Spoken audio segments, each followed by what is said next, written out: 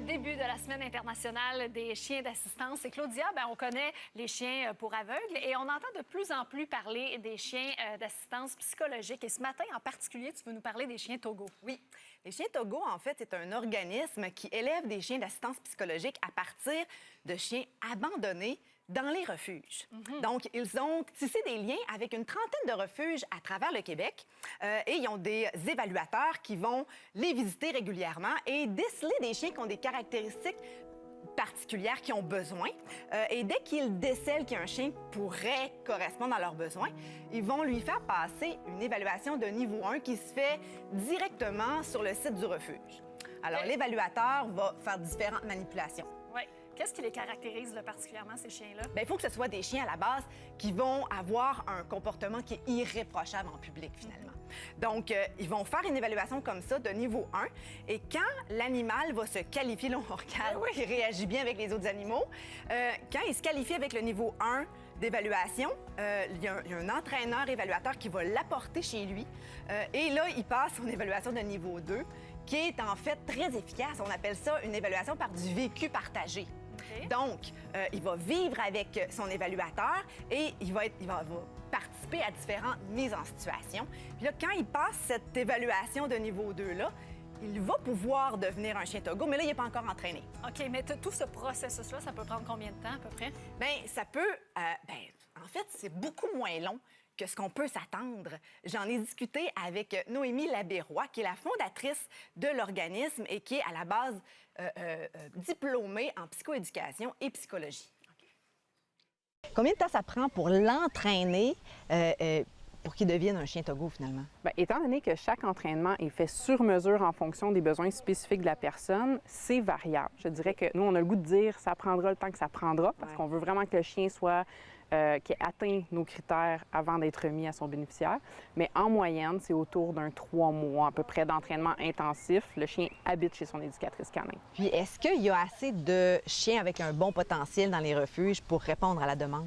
C'est sûr que c'est pas tous les chiens qui se qualifient pour notre programme, mais malheureusement, étant donné qu'un demi-million d'animaux sont abandonnés au Québec chaque année, oui, on trouve toujours des chiens pour notre programme.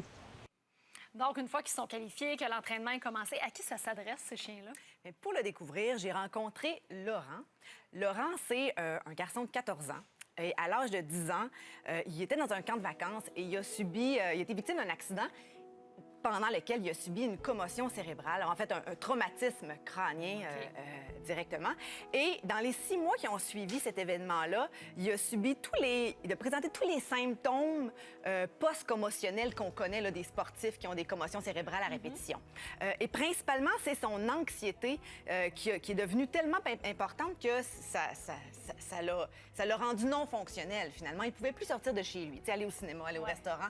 C'était plus possible, même que sa famille ne pouvait plus inviter des gens à la maison. Okay. Donc, c'était très difficile. Puis une autre difficulté à laquelle il était exposé, c'est que Laurent, il y a aussi une condition médicale de naissance qui implique des suivis médicaux à Sainte-Justine régulièrement avec des prises de sang.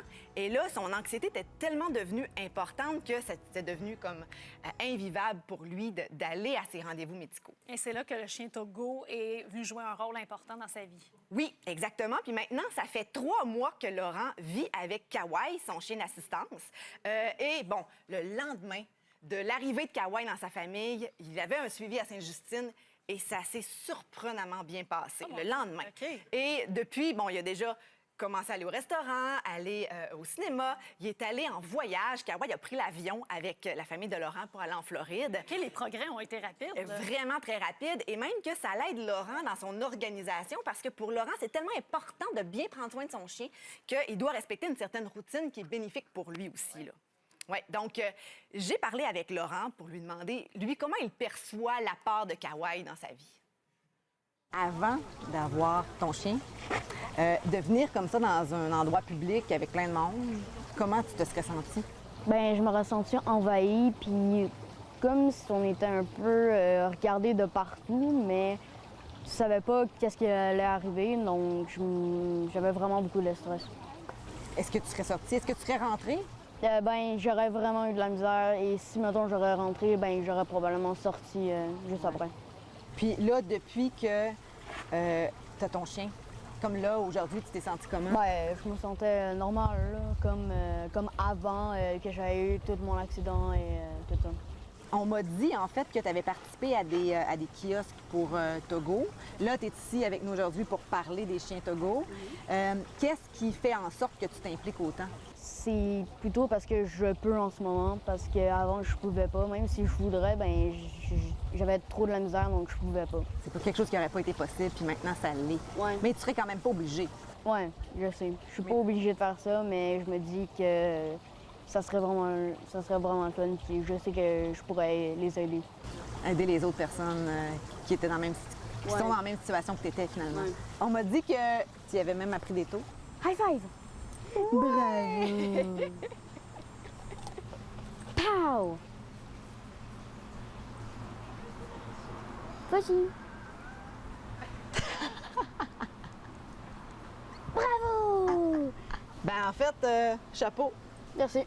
T'es déjà un entraîneur canin. Ben, c'est la job que je veux être, là. Oui? Ouais. T'aimerais ça faire ça? Ah, wow! Quel beau contact Il avec va son compagnon. Puis on le sent que c'est un point de repère pour lui. Là. Oui, puis il veut être entraîneur, mais il veut non seulement être entraîneur, mais il veut être entraîneur pour les chiens Ben Togo. oui, C'est mais vraiment, parce qu'il a vu la différence que ça peut faire dans Exactement, une vie. Là. c'est tellement significatif pour lui, il est tellement reconnaissant Ouais. envers l'organisme. Mais il y a sa mère aussi qui a que des bons mots sur les chiens Togo. Quand je cherchais un chien d'assistance, j'avais déjà été consulter la littérature. Il y avait des données probantes comme quoi ça pouvait être vraiment un moyen qui pourrait aider. Et là, je me suis mis à chercher, à faire des recherches au niveau des associations, des fondations. Et Togo se démarquait vraiment beaucoup de par la rigueur, la sélection des chiens, de par l'éthique qu'ils ont aussi et surtout de par la valeur. Là. Ils transforment des chiens abandonnés en chiens d'assistance. Ça veut tout dire et c'est vraiment, vraiment dans cet esprit-là. C'est tellement une alternative qui est importante. C'est le fun qu'on puisse Oui. en parler ce matin. Comment on fait pour matcher le chien à la personne? Ouais, ça, c'est particulier parce qu'il faut qu'il y ait un double match parfait. Tu sais, on s'entend quand on choisit un chien de famille, là, il faut qu'il y ait un match de personnalité Ouais. et de mode de vie. Donc ça doit être respecté, mais aussi un match, une compatibilité, en fait, de aptitude du chien et besoin Ah, ben oui. de l'humain, finalement. Parce que pour Laurent, Kawai, c'est seulement un point de repère, mais elle pourrait être entraînée pour être à l'affût des situations stressantes et l'aviser, alerter, en OK. fait, son humain bénéficiaire. Ouais. Fait que les chiens d'assistance sont vraiment entraînés en fonction des besoins du bénéficiaire en tant que tel. Des besoins qui sont spécifiques. Ben, en tout cas, c'est beau à voir. Laurent, il est vraiment très, très inspirant. On le Ouais. regarde comme ça en relation avec son chien. Signe hein, qu'un humain avec son animal, avec un chien en particulier, c'est une relation qui peut avoir un impact direct dans une vie. Hein. Exactement. Merci, Claudia. Ça fait plaisir.